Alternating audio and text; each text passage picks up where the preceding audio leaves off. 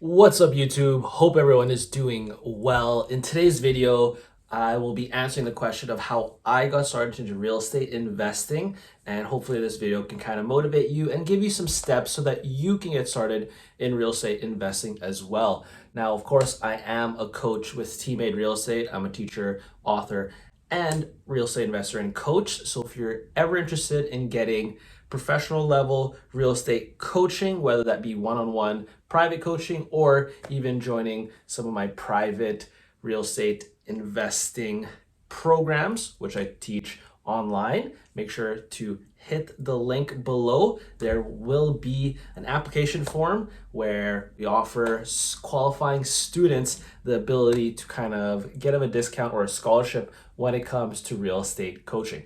But we'll get started right in the video. And basically, we'll be talking about how I got started into real estate investing so that you can also get started as well, maybe learn a little bit about these steps. Now, the first deal I ever did as a real estate investor was essentially a house hack. However, the story and the journey of my real estate path didn't really start then. It actually started when I read Rich Dad Poor Dad when I was about 17 years old. And after reading this book, I kind of realized that I didn't learn anything about money in school. I'm about to become an adult essentially at 18, and I should probably understand money because I kind of realized we live in essentially a capitalist cave. I never chose to be born in a capitalist society. I kind of was privileged enough to actually be born in a place where I could move from a place of, let's say, financial lack to financial abundance by making certain steps. Now, before reading Rich Dad Poor Dad, I didn't really think this was possible. I honestly thought that I was just going to work a regular job, rest of my life, the standard path that we're kind of fed through pop culture and media, which is go to school, get a job, work till you're about 65, and then retire on some pension or kind of reduction of your current income or the income that you had when you're a younger person. I didn't really want to do that after I kind of realized that, it was possible to improve my own financial situation through financial literacy. Now, in beginning, I didn't really think real estate itself was possible. So after reading Rich Dad Poor Dad, I kind of learned that it is important to get cash flow, which is essentially what we'll call passive income, in the sense that every month that recurring income's coming in. I didn't have, let's say, the mindset just yet in the beginning to believe in myself enough to do real estate, but my mind kind of got into the creative thinking of, okay, how do I get cash flow without necessarily buying my own rentals? And that's where I learned about real estate investment trusts, or REITs. I started with that, did a little bit of dividend investing, and eventually kind of was able to earn about $15 a month through passive income. And the first time this kind of check actually hit my bank account was when I was living in Quebec. And that day I was essentially living on about $30 a week on food and kind of entertainment and whatnot. I was trying to live as frugally as possible.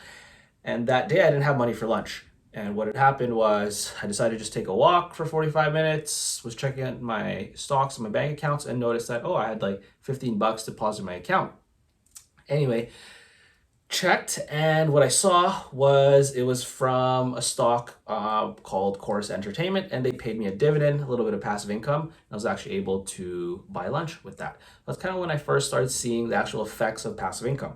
Now, $15 a month is not going to change someone's life. However, the process of building that investment so that it could earn $15 a month will greatly benefit my path later on, because I realized, okay, so if that's how much money I need to get $15 a month, how can I scale that? And that's when I started believing myself a little bit more. So I got that little win kind of in dividend passive income investing, and then kind of took that principle and rolled it over to my first home, which ended up being a house hack. So this first deal, which was a house hack, is essentially where I bought the house next to my parents' house that I kind of grew up in the west end of Winnipeg.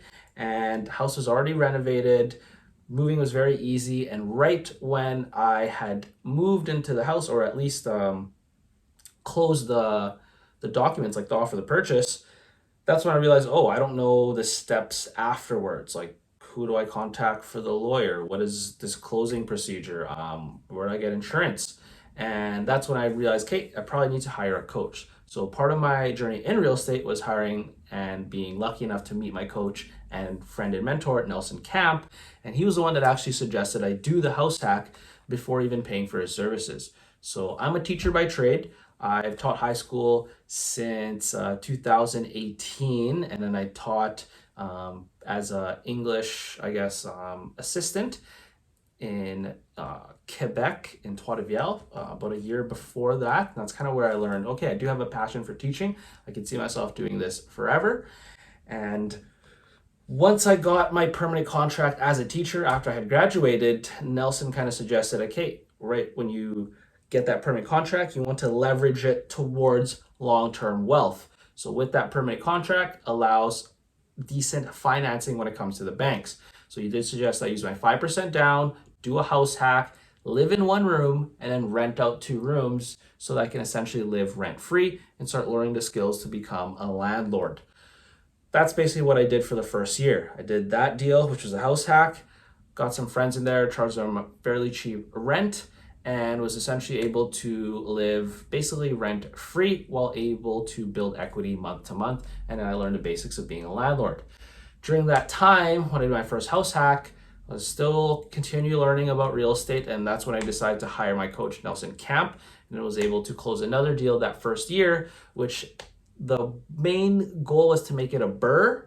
However, what happened was I found tenants before even taking possession of the house. I brought the tenants in and did some marketing with them while I was doing my inspection. They signed a conditional lease agreement, which essentially stated that as long as I take possession of this house and the whole deal goes through properly, they will still be able to rent from me, because it doesn't make sense to rent from them if I don't end up buying the house. Luckily, we did end up getting that house and didn't even have to do any renovations. I actually didn't even walk into the house after getting the keys from the lawyer. I just got the keys, dropped it off to the tenants, and then they moved in right on possession day. So I had no vacancy on that house whatsoever to this day. Pretty awesome tenants there. They take care of the place. It was pretty great. So second deal there, no renovations. It was just a buy and hold. I waited about maybe 6 months and was able to refinance and pull out most of my down payment. I left about, I'd like to say closer to 15 grand in that deal. However, there's no renovations, so I just put the down payment in, extracted most of it out. House still cash flows. I took that money and then did another deal. This would be my Parkview deal, and this was a deal I had gotten from MLS. It was kind of, I believe if I remember properly, it was a divorce that they were kind of going through. So I was able to get the house a little bit underneath market value. Did some renovations there. And at this time, we were aiming to do a BRRRR again. I did most of the renovations with my dad, hired out contractor to do the baseboard just because I noticed that the walls are uneven and I wasn't really as confident in my woodworking skills just yet to do more complex cuts like that. So again, we just hired out the things that we weren't comfortable doing. Kind of did subcontracting for the paint job there, just hired a guy that we knew, got a nice connection from my realtor, and was able to get some painters in there. I did some painting. That's where I realized that I hate painting. And part of my journey here in real estate is realizing, okay, what am I good at? What do I not like? And then focus on doing the things that I'm good at and the things that I like, and then delegating everything else. Of course, there are times where I still have to do things that I don't necessarily enjoy, but that's just part of the game as a real estate investor.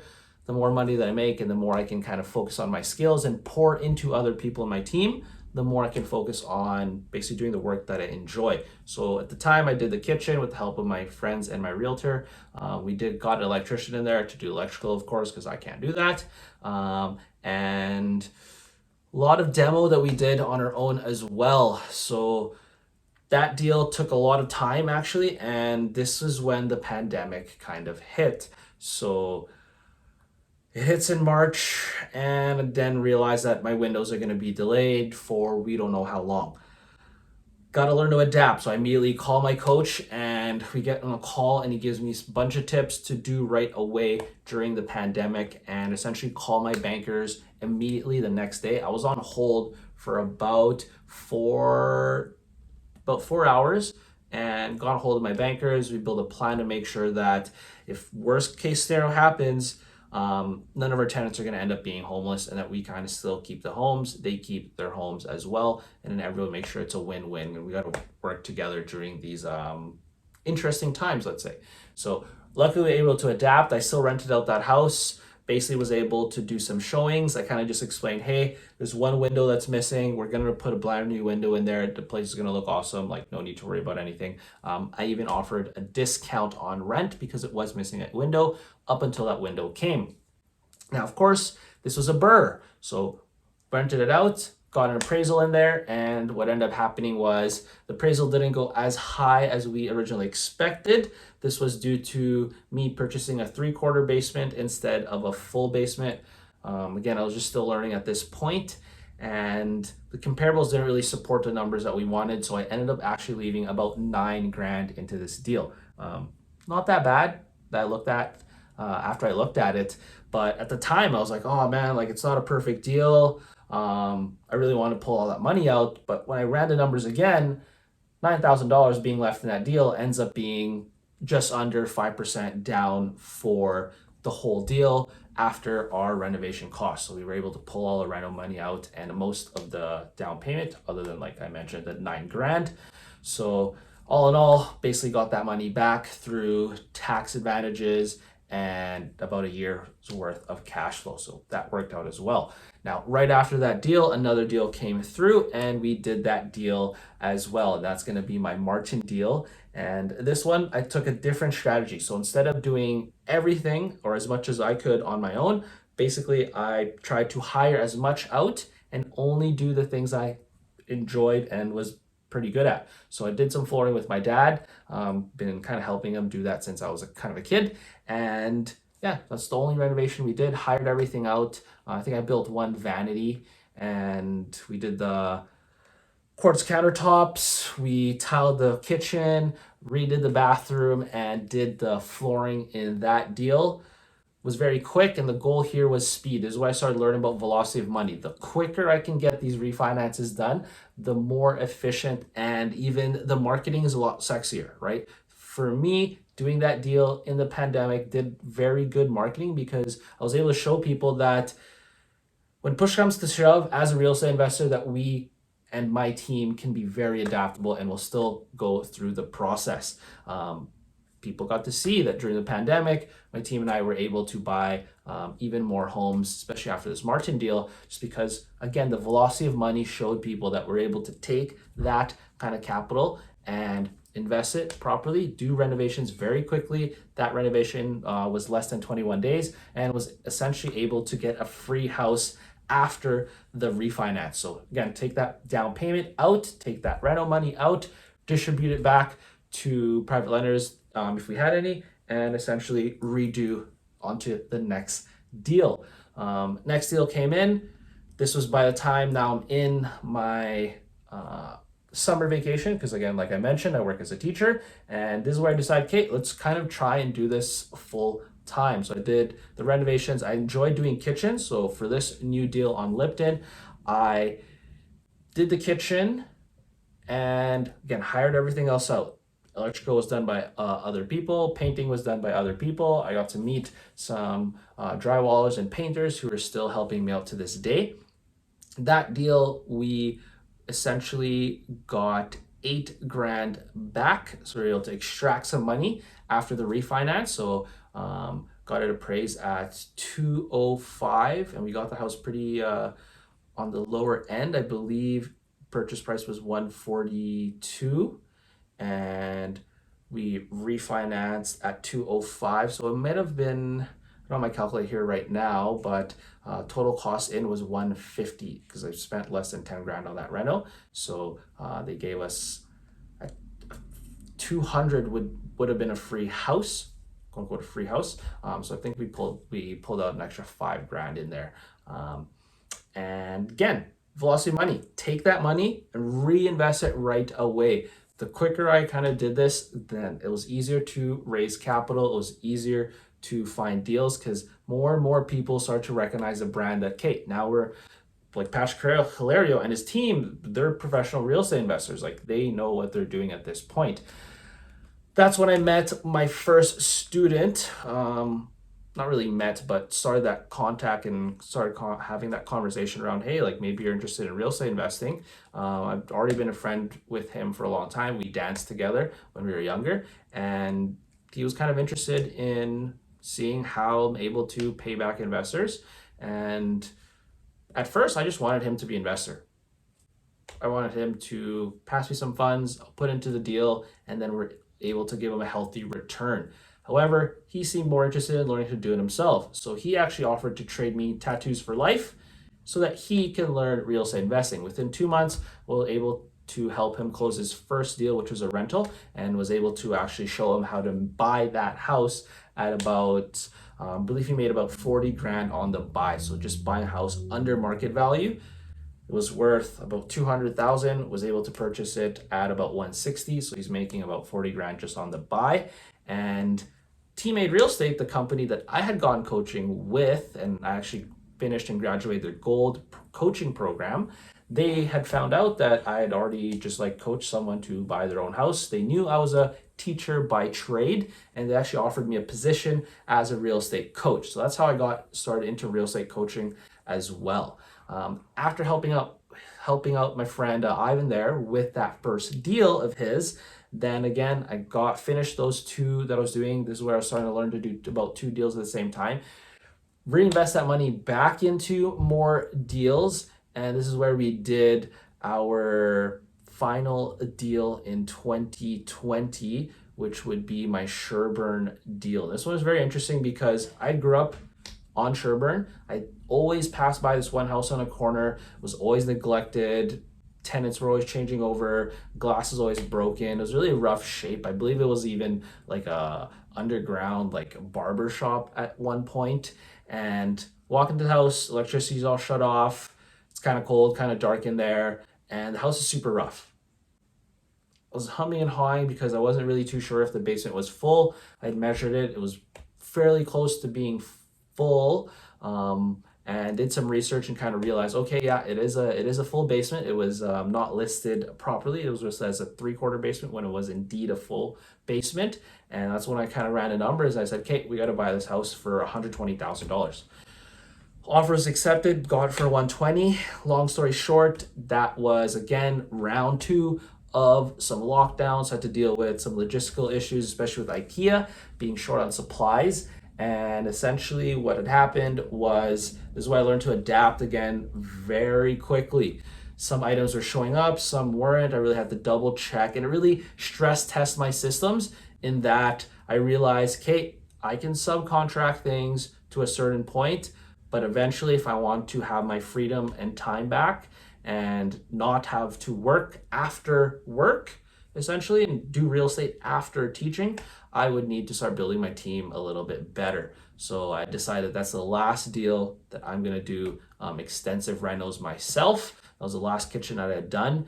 And the deal worked out. Was able to refinance money out. Luckily enough, the lenders I was using changed the rules a little bit, so they were no longer doing 75% LTV, loan to value. Instead, they're doing 80% loan to value. That made my life so much easier, and I was able to extract all my money out plus an extra 33 grand. So that was a deal that kind of changed everything for me, because I immediately took that 33 grand, reinvested it again. So now I was able to essentially scale that coming year. And in 2021, there were a few months there we were doing multiple deals at the same time, anywhere from 2 to 4 deals.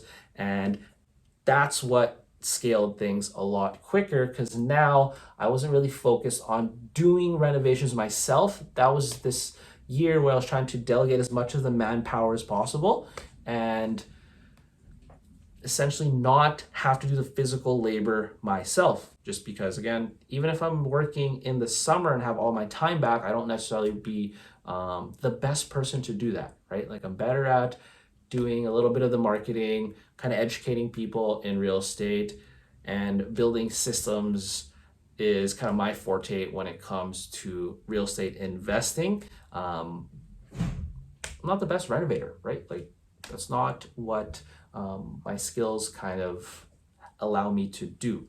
So long story short, that's how we got started into real estate. That final deal in 2021, where 2020, we're able to essentially extract out all our down payment, all our renovation money, and pull out an extra 33 grand was what skyrocketed the rest of the business, because I was able to take that and now I was working with multiple down payments instead of just reusing the same down payment over and over and over again using the BRRRR strategy. So I hope that helps, and I hope that at least inspires you to at least try to do some real estate investing. I truly believe that that one deal can change someone's life, especially once you start realizing, okay, it's not just cash flow that earns money in real estate. You have access to different tax advantage rules. You also have access to the ability to learn how to run an active business. You also have passive equity gains, whether that be through natural appreciation or even kind of changes in the market. There's also going to be your ability to force appreciation through renovations. And you can also get some, I think I already mentioned that, but some tax advantaged rules set because you are a landlord and you are investing in real estate and offering people basically housing. So I hope that helps. A little bit of a different video here. Just wanted to kind of show you guys how I got started into real estate. And again, if you're interested in getting some coaching, make sure to sign and fill in the form below. I'm going to put the link in the description here. I'd love to kind of see if the services that we offer at Teammate Real Estate and my own coaching would help you out to reach your real estate goals.